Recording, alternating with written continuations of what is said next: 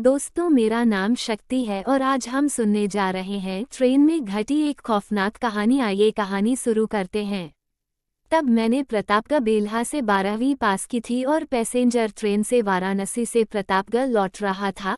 रात का अंधेरा था। मेरी बोगी में लाइट भी नहीं थी। बोगी में एक मजदूर परिवार भी था जिसमें पति पत्नी व उनकी 15-16 साल की बेटियां थीं। तब भदोही से 3-4 स्टेशन पहले 2 लंबे चौड़े शराब के नशे में धुत आदमी चढ़े जो कि काफी दबंग लग रहे थे।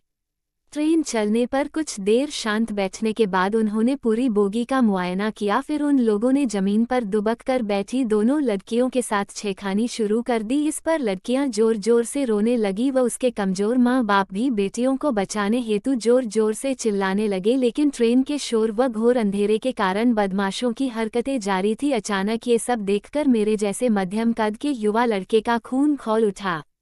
मैं आश्चर्यचकित था कि बोगी में बैठे बाकी पुरुष ये सब देखकर भी शांत बैठे थे।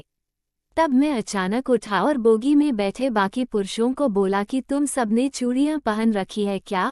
और ललकारते हुए पहले एक बदमाश के बाल पकड़कर उसके सिर को जोर से फर्श से पटक दिया और दूसरे बदमाश को भी पकड़कर पीछे ठेल दिया। तब मैंने महसूस किया कि मेरे अंदर उन बदमाशों से दुगनी ताकत है, क्योंकि वो दोनों लंबे चौड़े जरूर थे लेकिन वो दोनों अंदर से खोखले और कमजोर थे।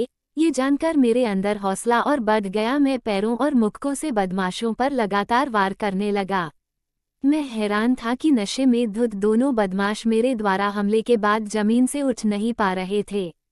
और तब तक अचानक अगला स्टेशन आ गया था। तब मैंने मजदूर परिवार से कहा कि वो उतरकर बोगी बदल लें। उन्होंने ऐसा ही किया और बच गए। तब मैंने भी तेजी से नीचे उतरकर अपनी बोगी बदल ली। आज वर्षों बाद भी यह रोमांचक घटना मुझे बहुत ही सुकून का एहसास कराती है। वैसे इस घटना के कई साल बाद ट्रेन में प्रतापगढ़ से इलाहाबाद सफर के दौरान प्रयाग स्टेशन पर ट्रेन रुकने पर एक गांव की 12-13 साल की लड़की जो पानी लेने नीचे उतरी थी और अचानक ट्रेन चलने पर गलती से मेरे बोगी में चढ़ गई थी। वो घबरा कर रो रही थी और कुछ लड़के उसको घर पहुंचाने की बात करने लगे जो मुझे शक से उचटके लग रहे थे। तब मैंने उस लड़की को सबसे बचाकर इलाहाबाद में स्टेशन पर उतरकर फिर रिक्शा पकड़कर वापस प्रयाग स्टेशन पर पहुंचकर उसके परिवार को उसे सौंपा था। प्रयाग प्लेटफॉर्म के फर्श पर इसके परिवार के साथ -8 लोग दुखी बैठे थे और परिवार के 2 लड़के जीआरपी थाने पर सूचना देने गए थे।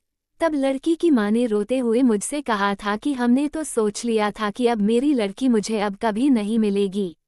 इस लड़की के अनुसार इसके पिता कानपुर की किसी प्राइवेट फैक्ट्री में नौकरी करते थे।